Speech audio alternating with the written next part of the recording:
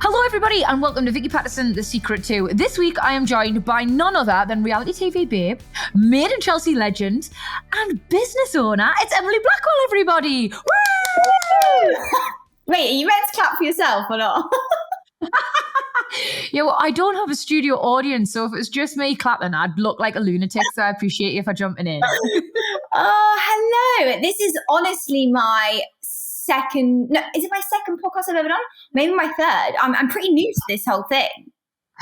So it's so crazy because I feel like some people, because I've got a podcast, I know how amazing it feels when someone agrees to be a guest on it. Like, so whenever anybody asks me, I say yes straight away. Like, you know, so I do it all the time. And then like, there's the people on the other side of like the fence who, and I'm not going to name names because everybody's got valid reasons, who I reach out to them and say, oh, do you fancy being on the podcast? And they're like, oh no, I'm sorry, I just don't really do them. They make us feel really uncomfortable. Really? So, I know. And it's so crazy to me because I think it's a really relaxed medium. I think so too, but maybe that's because we are both from the reality world where we are just used to just chatting, talking. Whereas even though some people might be in the public eye, they might not be, I don't know, they might just be like, I don't know, like an influencer or something, like, or an author or something like that. And they're not used to actually talking. And as well, like maybe is what I said plays a huge part in it because you do relax, like, you know, even if you are, you know, an author or an influencer, someone who's not used to just being like us little chatty Cathys. But like as you get on, you start to just feel like second half, oh, I'm just talking to me mate. Yeah, that's what they're about though, isn't it? It is just meant to be like two people just talking, just chatting a load of old rubbish. But that can get you into trouble. So like maybe that's what they're worried about because even me, like not so much on me on this one, I always say to people, oh, if there's anything you want taken out, we'll take it out. But I did a podcast recently with these two really funny fellas, they're comedians. And like I was so desperate to impress them, Emily, and like I just started showing off. And honestly, it was awful. Like in retrospect, like I had this whole section where I started slagging off my neighbours and stuff, like calling them by name and everything. I had to get me PR to ring the blokes and get it all taken out because I was so fucking nervous. So I do wonder sometimes, or is that what people are worried about? Just relaxing so much to say shit they shouldn't? Probably, considering like some people I've seen, like hopefully fingers crossed this doesn't happen, but people like get cancelled for it and stuff. I know. Well, no, trust me. Vicky Pattison, The Secret To, very safe space. I ask fluffy, nice questions. You come across lovely, like the lovely person you are. And everybody listening just gets a nice hour of kind, wholesome chat, which is what we're all about. I love that. I'm all about that. Woohoo! So I'm so pleased. I'm not exactly taking your podcast cherry, but I'm certainly up there. Yeah, you're definitely up there. It's definitely That was so the wrong choice of words given the analogy I chose. Oh, yeah. Oh my God. But yeah, and also probably the wrong choice. It's the biggest one I've done. Oh, I'm so pleased. I'm up there with the size. Yeah, you are. Let's move on to something nice before we descend into utter chaos. So you have been on Made in Chelsea since 2016, mate, and that is, I mean, you're getting to be a bit of a reality TV veteran. How does that make you feel? Oh my God, it makes me feel old, Vicky. Sorry, I knew it was... I'm sorry, whenever anybody calls me that, I'm always like, yeah, fuck you. But it's meant as a compliment. Like, you've got staying power. It's a difficult industry. I know, you're right. And to be honest, I started it when I was super young. I joined when I think it was series 12, 2016. So I was about, I think I just turned 21 or just about to turn 21 or something like that. And I'm now 28 this year, so I'm currently 27. But that's a big chunk of your life. Like I was thinking about it the other day. I was like, wow, that is like such a big chunk of my, like me growing up, and it's on TV, which is just wild. And especially like those, like, so I was so very similar, same. And I'm starting to feel like the more people I speak to, the more like the less uncommon it actually is. Like when you get found for these shows in your sort of early 20s, and I'm starting to think, is this on purpose? Because, you know, you're sort of moving towards your late 20s now, babe. I bet you think you're not the same person you were back then, are you? No way. Back then, I had so much. I think I thought I knew it all, but yes, oh my gosh, did this girl have some learning to do? so normal though. Yeah. That's so normal. I was the same. Yeah, it's one of those things, and it's mad to think now that there are so many young people coming through the show and like onto the show, and I'm like almost like not the mum, but like the older, wiser one who kind of like, you know, takes them all under my wing. And it's just so weird. I never ever thought I would be one of the oldies, shall we say, even though I'm not old, but you know what I mean. No, I know exactly what you mean. But in the terms of, I always compare, like, I say reality TV years are like dog years. Like, I feel like whenever you do one, it's kind of the equivalent of doing 7. Yeah. So I do feel like, even though you're so young, you can feel quite long in the tooth with it all, can't you? Like, you've sort of done the format before, you totally know it, you take it in your stride now. Yeah. I'm now, and do you know what?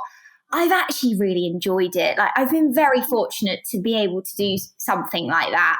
And the show is an incredible show. It has its moments where I absolutely despise doing it, but it's like any job, really. Even any job anyone has, you know, you have the good days and you have the bad days. You have the things that you really love doing and the things you really hate doing as all part of that job, essentially, which it is a job. Like, you know, people are like, yeah, they get very invested in thinking, and you'll know this, like it is our real life, but obviously things are dramatized and things are made better for viewing entertainment. Like, of course, they're made more salacious, more dramatic. Yeah, big time. But yeah, it's crazy to think that I've done it for so long now, and I'm still going. But then going. Have you settled in to like sort of this, like the new role you're in, really comfortably? Because I know, and we'll go into all your ups and downs during this podcast, but I feel like almost when you do, you know, you were saying like, oh, I'm able to sort of be a bit like almost have a maternal sort of figure towards the younger cast, and you're able to be like, I don't know, like a bit more removed, more comfortable. Is that a role you're really enjoying? Because speaking from experience, when I was doing reality TV in its purest sense, like Geordie Shore, I felt like when I was really bang involved in all the controversy and conflict, like I was just full of anxiety, like I didn't love it. But as I sort of like the later series, when I was a bit more removed, like just having a bit of a laugh, and maybe it wasn't my tempestuous love life that was quite in the spotlight, I enjoyed it a bit more. Oh yeah, I love doing the show when the drama isn't about me.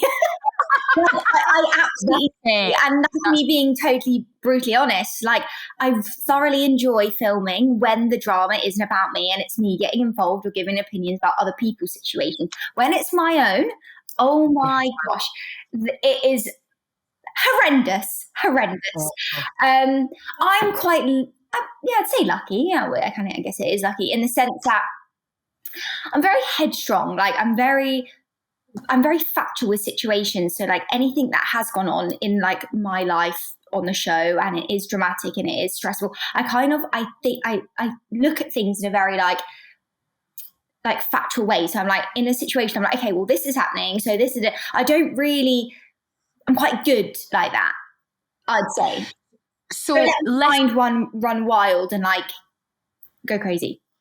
Yeah, so less of like a real emotional reaction, you know, like, why is this happening to me? It's not fair, blah, blah, blah. More of a logical, well, this is what's happened. And this is how I have to roll out of it. Because it's interesting. Loads of Made in Chelsea stars, like who since left the show, have come out and sort of said, oh, you know, I left the show because of a bad edit. I didn't like how I was coming across, or X, Y, and Z. Does any of that ring true for you? Or are you more of the, I said what I said camp? Hard not to be, right? So I have my moments. I've had moments where I've been like, that's not how it went down, and I'm absolutely fuming at the edit. But then I am like, okay, well, why don't we just own it and roll with it? Because ultimately, whatever it is, what it is. At the end of the day, it's already out there. There's nothing I can do about it. So that's how I logically think about things. I'm like, but to be honest, it's not massively happened to me yet. And so fingers crossed, I don't get a bad edit, because I guess, touch wood. Yeah, I don't. Well, yeah, I've had my moments with them, but what can you do? It's out of your control. Yeah. No, it is out of your control. You'd think I would have the answer to this, right? Because what am I, like 12 years in the industry now, sort of 6, 7 of that was reality TV in its purest form. And then even after that, it was things like The Jungle, MasterChef. Like, you'd think I'd sort of have the answer to this, but I don't. Like, I think I've definitely fallen prey to bad edits, but then I think I've also I don't think I've done myself any favors as well. Like, I think I do have to hold myself accountable a little bit. Yeah, of course, absolutely. And also for me, and I don't know if you have the same mindset, but for me, I'm very much like, you know what, a real important thing for me doing Made in Chelsea and any show that maybe I do in the future is I just want to stay true to myself. I actually don't want to put on a facade, a persona. I don't want to be fake. I just want to be myself. And I feel like that I have actually done quite well. I have kept reminding myself through the years of Made in Chelsea, and I have kept that mindset in the sense that, no, that is how I feel, and I'm not going to let a producer change my opinion. That is my opinion, and I'm sticking with it because that is me as a person, and this is meant to be reality. So whatever I do say, you're right, I have to hold my hands up, even if I don't like it, because I did say it and I did do it. So it's like, you're so right. No, but that's very... I suppose that's a very mature and very strong, that's a very mature mindset, because I know when I first started, I've spoken openly about this, I definitely tried to be exactly what I thought the producers wanted, and say exactly what I thought they wanted us to say, and almost I've used this term quite a lot, but become a caricature of myself rather than, just being me, because I thought, that they want that version, Did that ever happen to you? Yeah, I mean, there's been certain situations throughout the years for sure where they'll be like, are you sure you don't think that? Are you sure you don't want to say that? And I'm like, no, I don't. No, I'm absolutely certain. Thank you very much. And I always say, I remind them, I say, I thought we were filming a reality show here. Do you want my reality of it, or do you want... You're so sassy. I fucking love that. I love that you do that. But obviously there has been the odd time where, I've just gone with the flow. It's a weakness. Yeah, because as long as I agree with it, as in I don't mind it, or, for example, sometimes I'm put in, as I don't know if I can even talk about stuff like this, but not put in the show, but as in I introduce someone who I don't necessarily know that well. I may have met them once or twice, things like that. And I go, oh, this is my friend so-and-so. We all know I've probably only met this girl once or twice.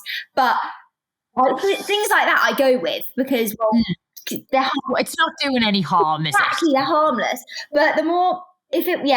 when it becomes arguments, people who I like, people who I dislike, I very much stay true to myself with that. I'm like, I do like you, I don't like you. I'll stick with my own guns. But then I think that comes across, Em, and I think that's really likable.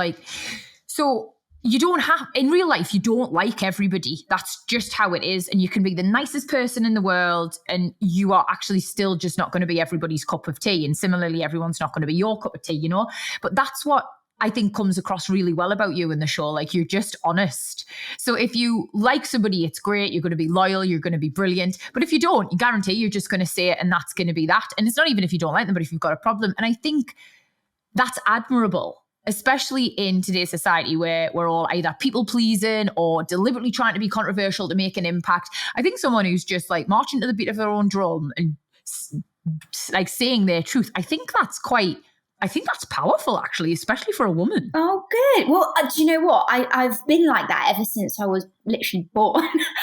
I bet you were a fun toddler. I am like that. I'm very much, look, if I don't want to have loads of friends. I actually don't like having lots of friends. I don't like that many people. No, I do, but it's I have no new friends. My close little group, and I will back them till the end. And I'm a very loyal friend, but if someone does something to me that I don't like, I don't need them in my life, and I won't pretend. I won't be fake, but I won't be rude. I'll always be polite to them. But even at filming, half the cast I don't necessarily I don't really like them, and they don't like me. So I'm not going to sit there and ask them how they are and what they've been up to, because it's just fake and they don't want the conversation. Neither do I. So I just leave it. You are all so some of you, like, I just think whenever I watch like Made in Chelsea, my favorite bits are always when someone is seemingly so savage. So I don't know if it's because like I'm such a people pleaser, but like I'll be sitting there, and even if I absolutely hate someone, I'm like, oh, you're all right, how's your family, how's your mom, you okay? And then like I'll go home to Ercan that night and I'll be like, oh God, it was so awful, I had to speak to this knobhead, blah blah blah. But you guys on there, you're just like, I'm sorry, I've got no time for you. Please go away. Like, you're not my cup of tea, blah, blah. And I think, right, hang on. Is this a people pleaser thing, or is this a posh person thing? Like, do you guys just not give a fuck, Em? There's like two groups of people, and it's like, there's a handful of people that I would actually call my friends on and off the show, and they're the people that I hang out with on camera and also off camera. And there's a Ruby, Miles, Ollie, Gareth, Liv. I say I like all those ones you're saying. They're all my favorites. They're the ones who I hang out with. They are my actual friends, you know, and we all see each other even when we're not on camera. So it's really nice. And then there's other groups which we just don't see and hang out with. So what's the point, you know? And yeah, people are savage on it and they're rude. And so if I think you're being rude to me, I'm going to be rude to you. So I'm going to be nice.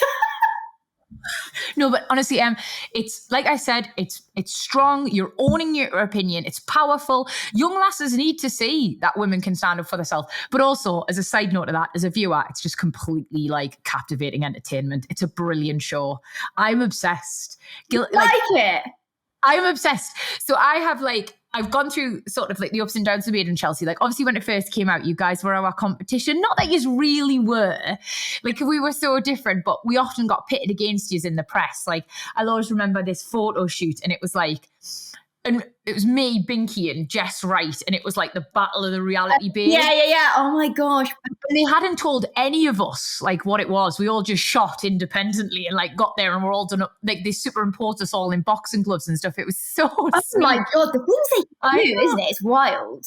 Oh, madness what they used to get away with. But yeah, so we were put against each other. So I remember at first being like, oh, this is so shit. I'd rather watch me dad get out the bath. I'm not watching this, blah, blah, all this stuff.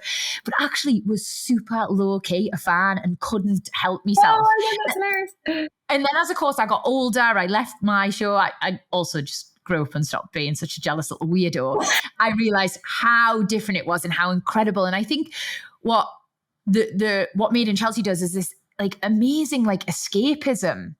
Like, you know, where you're sitting watching on a Monday night or whatever, and it's cold and it's dark, and you've stood on the sweaty tube for like an hour, or you got stuck in traffic, or your kid's just thrown up on you, whatever it is, you can turn on and see you guys like in Mallorca or in the south of France or in somewhere beautiful on a yacht looking great. And I do think it provides a sense of escapism. Oh, sure. See, I used to love Geordie Shore. I thought it was hilarious. You guys were all nuts.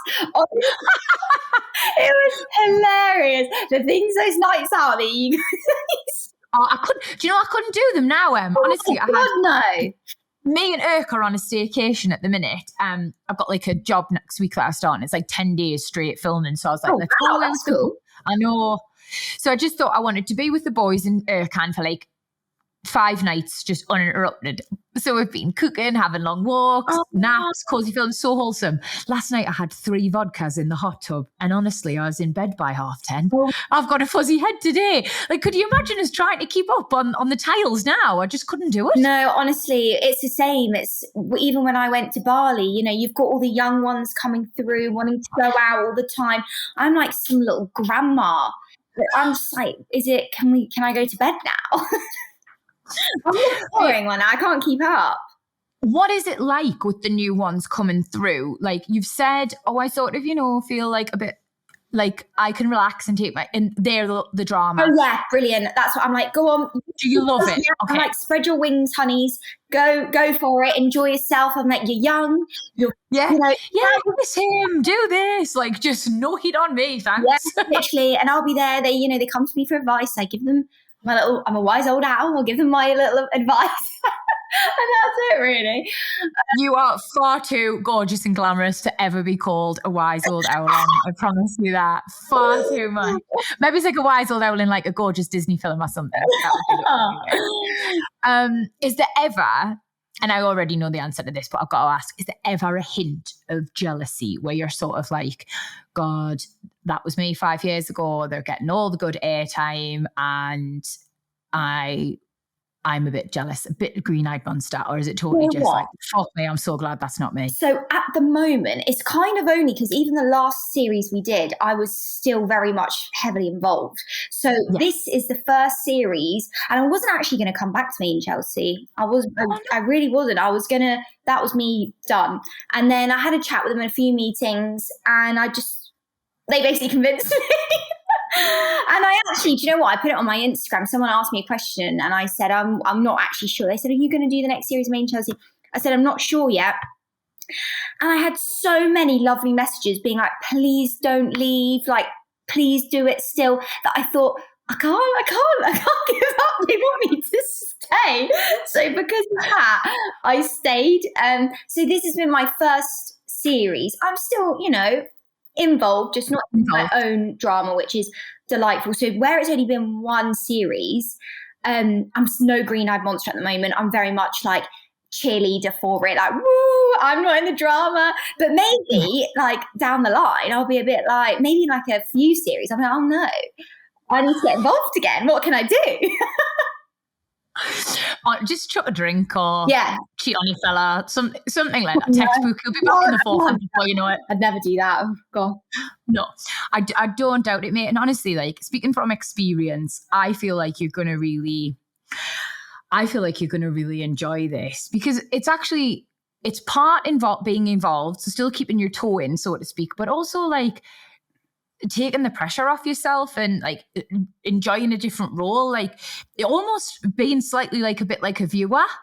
And you can just relax a bit, mate. You've done the hard work, Yeah, and do you know what? I'd love to do other bits. I'm just now at the point where I'm like, okay, taking a slight step back from this just allows other doors to open and me to concentrate on all the other bits and bobs that I've got going on, which when you're filming it's so full on. Not only is it physically, but also mentally draining. So I feel like it's now allowing me just to have a bit more time and being able to concentrate on things I kind of need to concentrate on now. I'm at the age and at the point in my life where I'm looking for, what next? Yeah.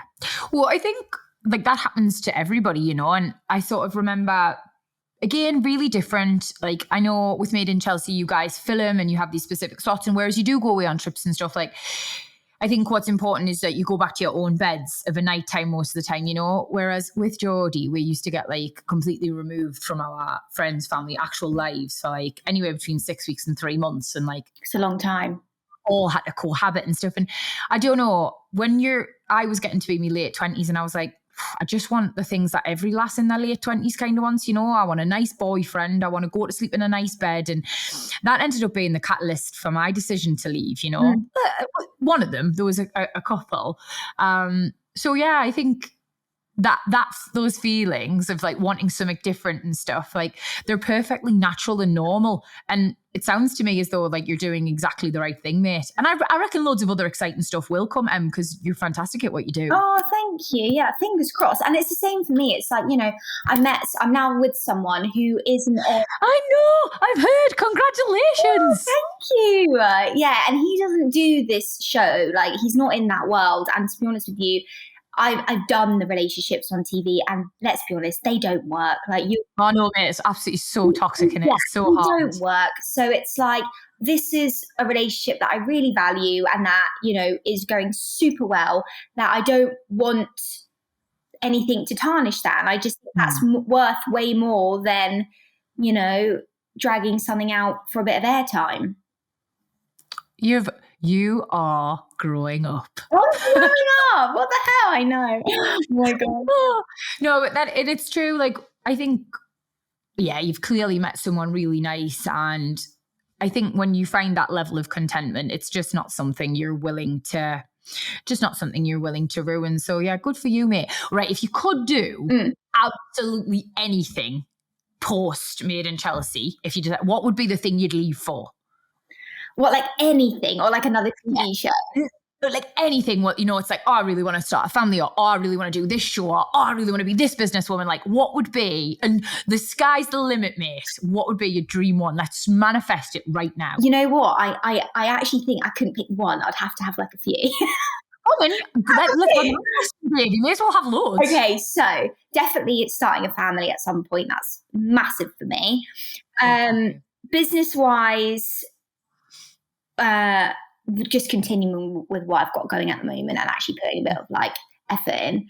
A bit more time and effort. And TV show-wise, it's got to be, I'm sorry, but it's got to be The Jungle. Yes, of course it has. No, it's so great. Like, I can't speak more highly of my experience in there. And like, I just think it proper like, oh, it just shows you what you're made of. It really tests your mettle, and it's so nice for people to do it and see like, oh, so what they can really achieve. So yeah, I always say everybody should give that a go if you can. I would love that. Also, I want to be like put to the test. I have never had that. I've never like had to, you know what I mean? Like, I'm one of those people where, like, for example, I'll get on a treadmill, and if I don't have a PT shouting at me, give it 10 minutes, I'll be like, all right, I'm done now. I don't have the mental to be like, come on, Em, you can do this. Like, I need that. But that's most people, like, that's why, like, everybody gets a PT, isn't it, Shirley? Because otherwise, like, I just dawdle along. Oh, God, yeah. Okay. I need to have someone pushing, defo is. So, no, that would be great. I feel like, so I'm 35, so I'm quite a bit older than you, but I definitely reckon I'm slowly coasting into that, like, oh, I've already proved myself. I've already pushed myself. I'm leaving that era, and I'm sliding comfortably into the Bake Off and the Gogglebox era, where basically I do very little. Gogglebox, that would be another one. That would be so good. Who just want to get paid to just watch the telly? I fucking love the telly. And it would just be hilarious. Just comment things. So good. I could talk to you all day, but that is the end of part 1. I want to come back in part 2. I've got so many questions from people, fans of yours, who've dropped into me Instagram. Oh, no way. Yeah, we'll kick off with that in part 2. Okay.